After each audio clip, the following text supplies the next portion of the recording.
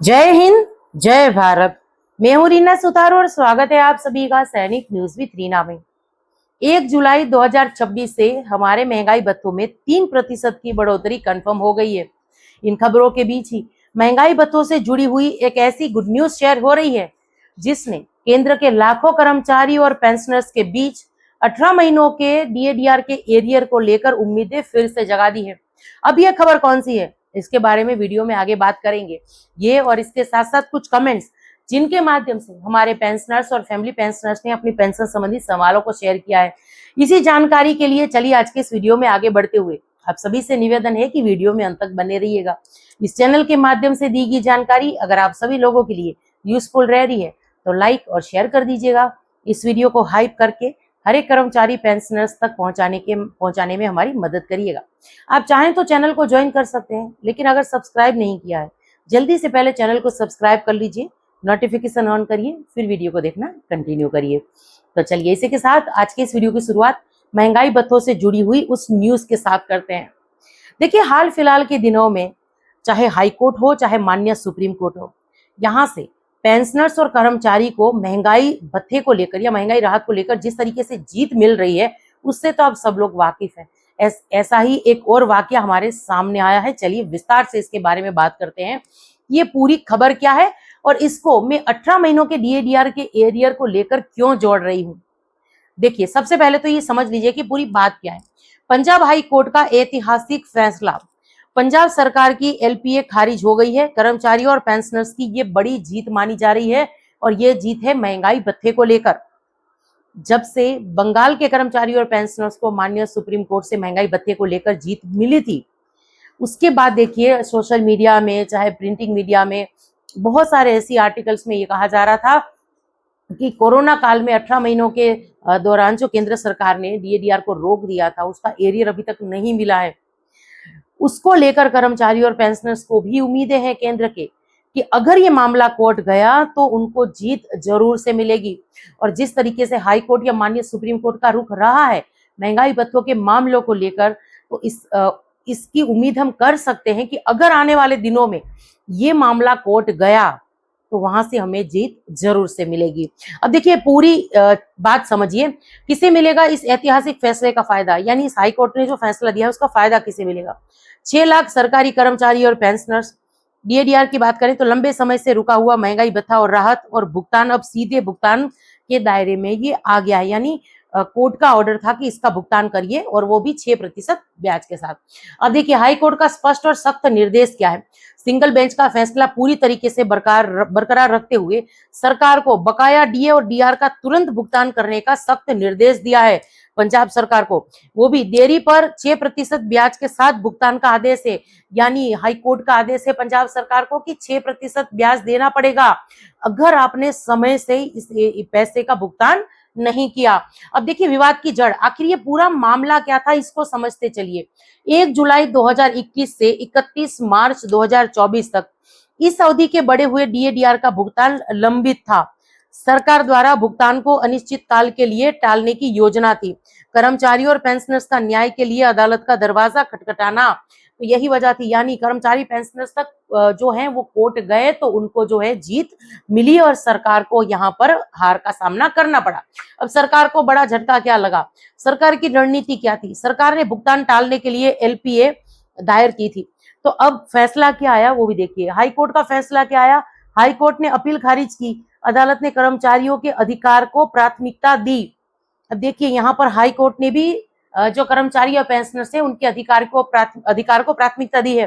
कुछ ऐसा ही मामला माननीय सुप्रीम कोर्ट के वक्त भी था। जब बंगाल के कर्मचारी पेंशनर्स ने माननीय सुप्रीम कोर्ट का दरवाजा खटकाया था तो कोर्ट का यही कहना था कि देखिए ये अधिकार है कर्मचारी पेंशनर्स का, उसे कुछ समय के लिए आगे तो ले जा सकते हैं लेकिन बिल्कुल खारिज नहीं हो सकता ये। अब एक नया कानूनी मापदंड क्या है, ये फैसला क्यों महत्वपूर्ण है। वित्तीय कठिनाई को देखते चलिए। केवल वित्तीय संकट का हवाला देकर भुगतान अनिश्चित काल तक नहीं टाला जा सकता, जैसे कि कोरोना काल के 18 महीनों के डीएडीआर के दौरान हुआ था। केंद्र सरकार ने कहा कि ये पैसा खर्च हो चुका है, अब इसका भुगतान संभव नहीं है। तो अब ये सारे बहाने भी देखिए कहीं ना कहीं नहीं चलने वाले हैं, क्योंकि अभी पंजाब हाई कोर्ट ने ऐसा ही जो ये फैसला सुनाया ये पंजाब के कर्मचारी पेंशनर्स के लिए है। डीएडीआर को कर्मचारियों और पेंशनर्स का कानूनी और वैध अधिकार माना गया है। तो कुछ इस अधिकार को देखते हुए भी यह फैसला जो है वो सुनाया है। 18 महीनों के कोरोना काल यानी डीएडीआर पर क्या होगा असर? देखिए, ये फैसला सीधे तौर पर केंद्र सरकार के 18 महीनों के कोरोना काल डीएडीआर के फ्रीज मामले पर लागू नहीं है। इसको समझिए, ये 18 महीनों के डीएडीआर के एरियर से किसी भी तरीके से जुड़ा हुआ नहीं है। लेकिन उम्मीद है कि अगर आने वाले दिनों में कोई पेंशनर्स या केंद्र कर्मचारी संगठन मान्य कोर्ट गया तो वहां से जीत जरूर से मिलेगी। कर्मचारियों और पेंशनर्स को उम्मीद बनाए रखनी चाहिए, लेकिन अंतिम फैसला अलग कानूनी प्रक्रिया पर ही निर्भर करेगा। हम सिर्फ उम्मीद कर सकते हैं। यदि अदालतें कर्मचारियों के वैध अधिकार को स्वीकार करती हैं तो भविष्य में कानूनी लड़ाई लड़ने वालों का मनोबल बढ़ता है। यानी कर्मचारियों और पेंशनर्स को उम्मीदें बढ़ती हैं कोर्ट से कि अगर कोर्ट गए तो हमारे हक में फैसला आएगा। आगे का रास्ता क्या है? देखिए, पंजाब के 6 लाख कर्मचारियों और पेंशनर्स के लिए बड़ी आर्थिक राहत है ये। पूरे देश के कर्मचारी संगठनों में अधिकारों को लेकर नई चर्चा और उम्मीद शुरू हो सकती है। इसके साथ अब सबकी नजर आगे की कानूनी प्रक्रियाओं और सरकारी कार्रवाई पर रहेगी। तो कुछ इस तरीके से महंगाई भत्ते को लेकर ये और एक राहत की खबर आई है। और राहत की खबर इसलिए कि हो सकता है कि आने वाले दिनों में कोई संगठन अगर कोर्ट जाता है तो केंद्र के भी कर्मचारी पेंशनर्स और फैमिली पेंशनर्स को 18 महीनों का डीएडीआर का एरियर जो है वो मिल सकता है। अब इससे जुड़ी हुई कोई भी अपडेट होगी इस चैनल के माध्यम से जरूर से साझा कर दूंगी। तो चलिए, ये जानकारी थी महंगाई राहत और महंगाई भत्ते को लेकर। अब वीडियो में आगे बढ़ते हुए कुछ कमेंट्स देख लेते हैं। और जैसे कि आज सुबह के वीडियो में मैंने शेयर किया था, जहां पर मैंने 3% महंगाई भत्ते को लेकर बात की थी और सिपाही रैंक से लेकर सूबेदार मेजर रैंक तक पेंशन में कितनी बढ़ोतरी होगी उसका सारा कैलकुलेशन शेयर किया था, कुछ टेबल शेयर की थी। अगर किसी भी पेंशनर फैमिली पेंशनर्स ने वो वीडियो नहीं देखा तो मेरे चैनल पर जाकर देख सकते हैं। तो उस वीडियो में मैंने कहा था कि बहुत सारे कमेंट्स हमें आए हैं, तो आज इस दिन जो दूसरा वीडियो मैं शेयर करूंगी उनमें मैं उन कमेंट्स के बारे में बात कर लूंगी। तो चलिए एक एक करके सभी कमेंट्स देख लेते हैं। देखिए, एक पेंशनर्स लिख रहे हैं कि जय हिंद मैम, सीपी ग्राम में कॉल करने से वो नहीं रिसीव कर रहे हैं तो कंप्लेन कैसे करें मैम, प्लीज आप बताइए। यहाँ जिन्होंने भी ये कमेंट किया है प्लीज मुझे कॉल करिए, आपकी जो कंप्लेन है मैं खुद दर्ज करवा दूंगी। कई बार ये होता है कि सीपी ग्राम में जो है कॉल रिसीव नहीं होता, तब हमारे पास दूसरा ऑप्शन होता है कि हम जो है सीपी ग्राम की वेबसाइट पर जाकर भी जो है कंप्लेन दर्ज करा सकते हैं। तो अगर आप वो नहीं कर पा रहे हैं तो मुझे कॉल करिए, मैं कंप्लेन दर्ज करा दूंगी। चलिए अगला कमेंट है, एक लिख रहे हैं कि गुड आफ्टरनून मैम, मैं हवलदार रैंक से 18 साल और 29 दिन सर्विस करके 31/10/2014 में रिटायर होकर आया हूँ और मेरी बेसिक पे जो है 20,728 रुपए है और टोटल पेंशन इतनी बन रही है। मैंने ये आगे पूछ रहे हैं कि प्लीज मैम ये चेक करना कि क्या मेरी पेमेंट ये सही आ रही है या नहीं।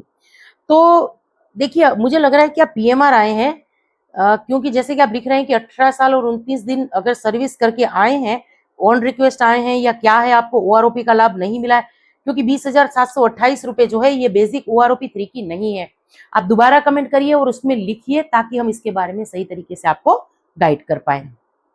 चलिए अगला कमेंट है, एक लिख रहे हैं कि मैडम जी क्या आप सीआरपीएफ और बीएसएफ इनकी जानकारी जो है ये नहीं बताती हैं।